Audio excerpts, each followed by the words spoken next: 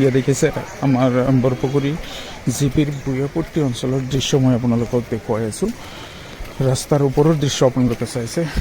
ইয়া কোনো ভিতৰুৱা অঞ্চল নহয় বা নদীৰ ওচৰ চুবুৰীয়া অঞ্চল নহয়, একেবাৰে আমাৰ হোজাই জিলাৰ টাউনৰ লগত সংলগ্ন এটা road, police point to Jogijan. এই ৰোডৰ দৃশ্য আপোনালোকে চাইছে। এনেকুৱা পৰ্যায় হৈ গৈ এটা বৰষুণ দি দিলেই ৰাস্তাৰ কণ্ডিশ্যন এনেকুৱা হয়। কি কাৰণত হয় আপোনালোকে নিশ্চয় অৱগত।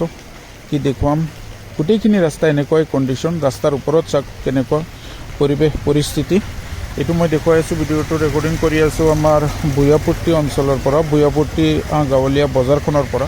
চাওক মানুহ কেনেকুৱা কণ্ডিশ্যনত অতিক্ৰম কৰিবলগীয়া হৈছে, যান জঁট পাৰ কৰিবলগীয়া হৈছে।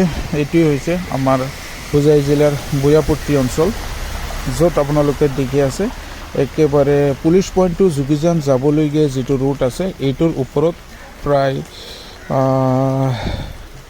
1 আঁঠুমান পানী হৈ গৈছে। কি ক'ম, আচৰিত ধৰণৰ কণ্ডিশ্যন ইয়া দেখিবলৈ পাইছে আপোনালোকে।